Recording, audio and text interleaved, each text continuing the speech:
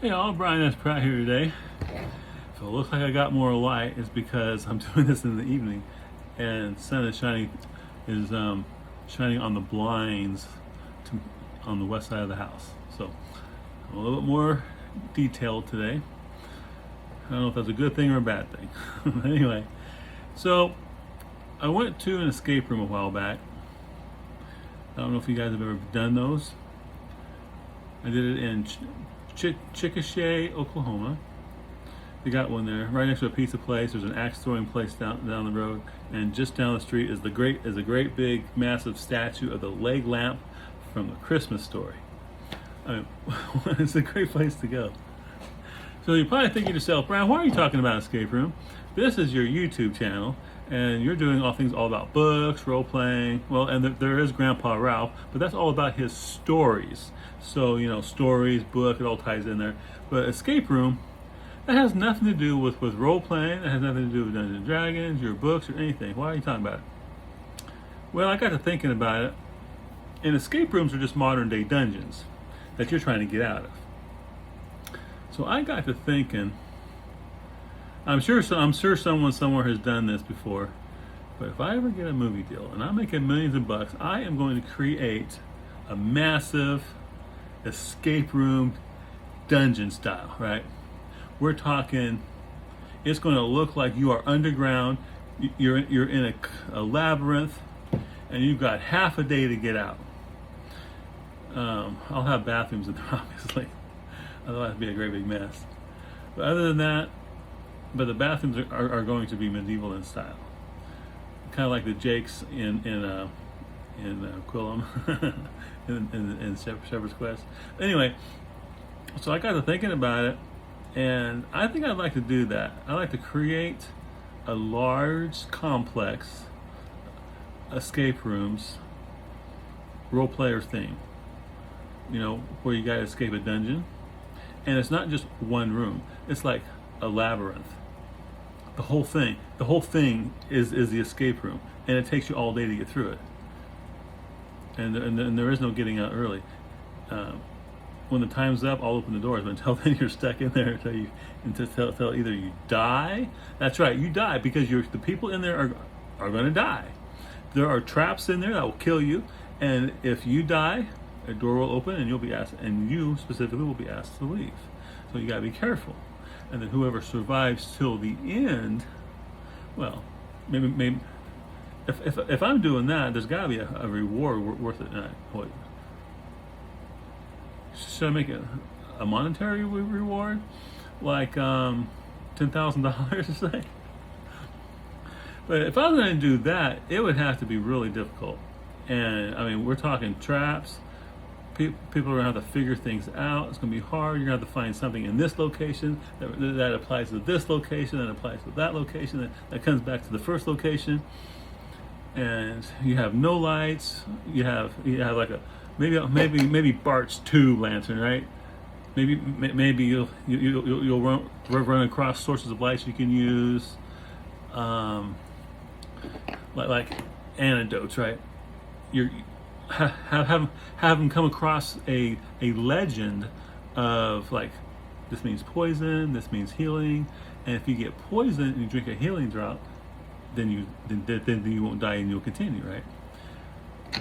I mean, it'll just be water. Obviously, inside the thing will be water, but you have to drink it in order to not be considered dead. Does that make sense?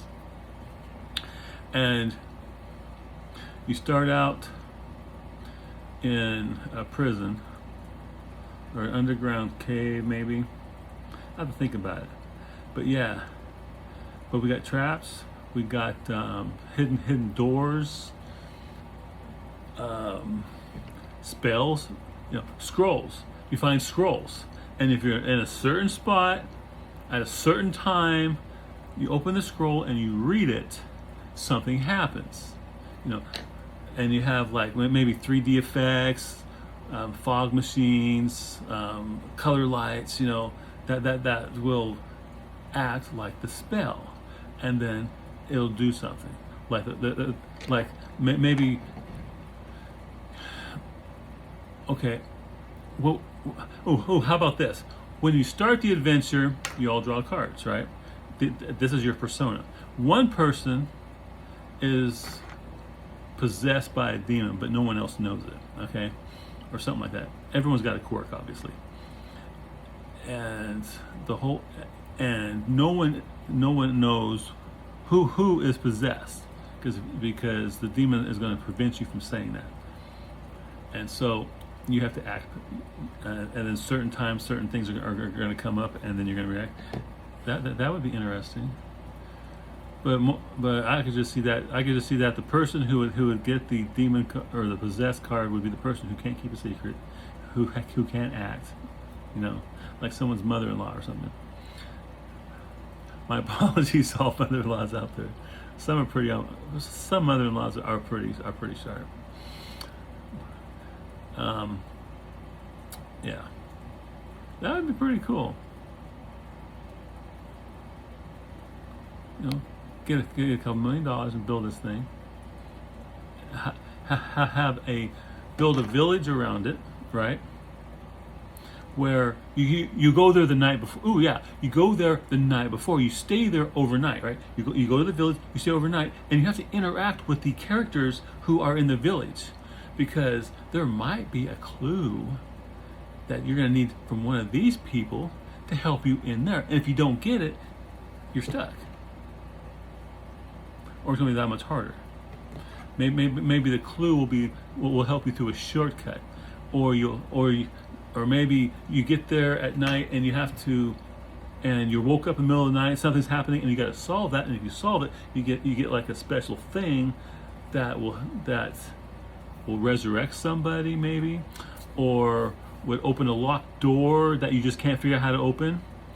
Ooh, that's got to be a possibility. So yeah, so you show up there, like say 4 o'clock in the afternoon, right? And sometime during the night, you're taken. They come in there with spears and bows and drag your butt into this complex, throw your butt into a cell, lock the door, and walk away. And it begins. And that'd be cool. I would have to get waivers signed, but that would be cool. And then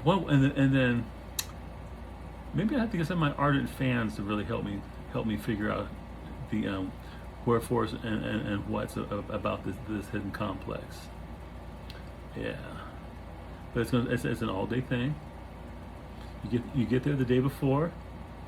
I mean, this thing would probably cost you $1,000, but for a diehard role player who wants to live the dream, boom. If they want to come dressed in cosplay as their favorite, hey, that's fine. It's going to be medieval in nature. Maybe it's a castle built out in the middle of as my girlfriend calls it, Podunk, Oklahoma. Oh man, that would be the coolest thing. But I need money to do it, and yeah, that'd be good. And so here in Oklahoma, it's central United States, so it wouldn't be very hard to get here, I wouldn't think. Yeah, the village would have a blacksmith, obviously. Would have a chandler's shop, where you get your supplies. And well, why not? Why not give them money to buy their supplies? And they have to figure out what they want. And it might be useful, it might not be useful. And then they go, and then that night they're taken and thrown in there with their supplies. Why the supplies are going there? It just is. And then maybe somebody would have thought to buy lockpicks. If no one bought lockpicks, how are you gonna pick a lock? I mean, there'll be a way, but yeah. See the lockpicks. Obviously, nobody would know how to pick a lock, right? So the lockpicks would have to be electronic keys. You put them in it for a little bit, and then click, it opens, right? But if you have lockpicks, you can open some locks. Not all the locks, but some locks. So every lock, you would need lockpicks. So yeah, that would work. That would work.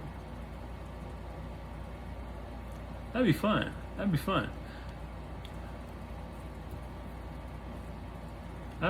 if I had like a movie deal and I was making millions of dollars, I really wouldn't care if it made money. I would just have total fun doing it, Yeah. So what do you think?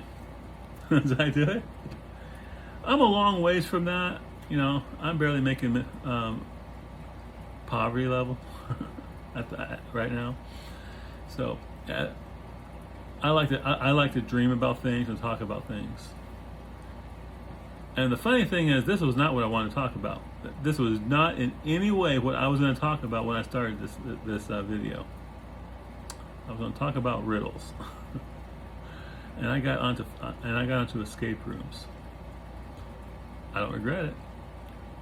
Anyway, what do you think? Talk to you later.